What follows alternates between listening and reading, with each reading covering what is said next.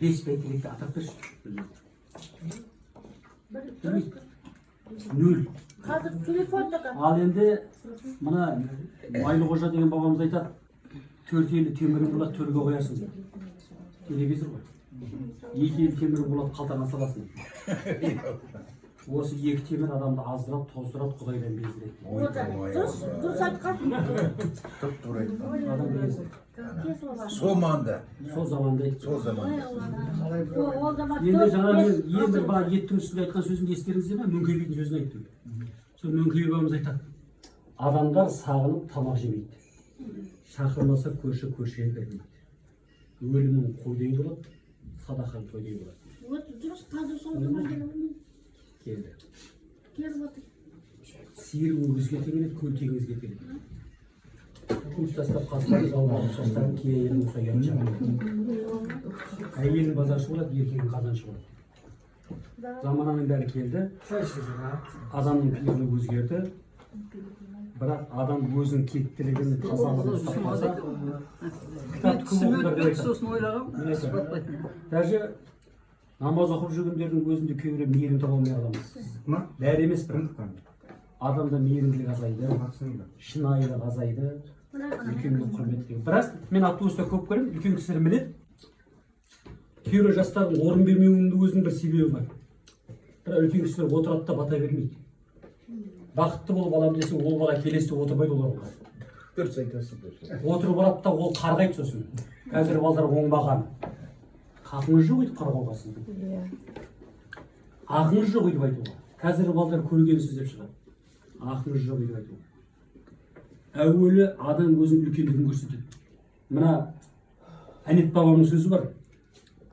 Жаманның жолы қиқалаң, жақсының жолы төтеді. Жақсы жаман адамның арасынан өтеді. Араздаспай, тартыспай, тату жүрсек нетеді. Ынтымағы жарасса, ол дүниенің қызығы бәріне түбі жетеді. Қарағайдың 40 бұтақ болғанмен біреу ғана түзу таяқ болады, қалған ит аяқтың сап таяқ болады. Қандай адамнан әкеден 6 туса да ала туады дейді. Дұрыс па? Әкеден біреу асып туады, біреу кем туады. Бірақ балада мәселе не?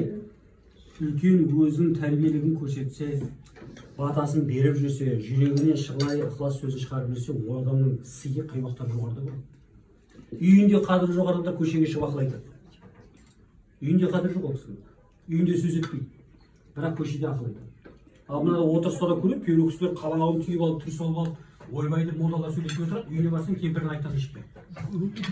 Мысалы, біз сияқты. Адам бойында қойды. Бір кісі осындай бір мешітте имам уағыз айтып отқан ғой.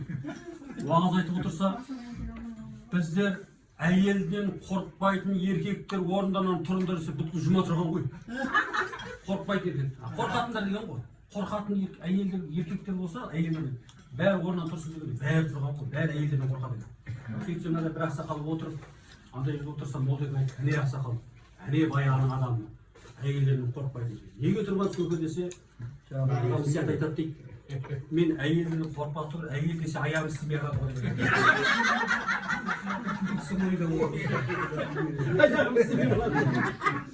Мәселе Арадан тауып айту бар аяқ.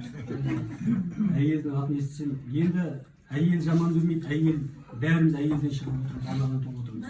Адамның заманы жоқ. Қазақ айтады, әйел барда ашық тұрар есігің, әйел барда тербетің бесігің, әйел барда санаң батып көңіл тоқ, әйел барда өшпесең есігің. Әйел еркектің басын көрге сүйрейтін де әйел, төрге сүйрейтін де әйел. Сондықтан әйел, Аллаға шүкір, бәріміз әйелде анадан туып отырмыз, анасын сыйлағанға ешқашан жаман болмайды. Иншалла, енді сөзі самал аяқтауға тырысайын.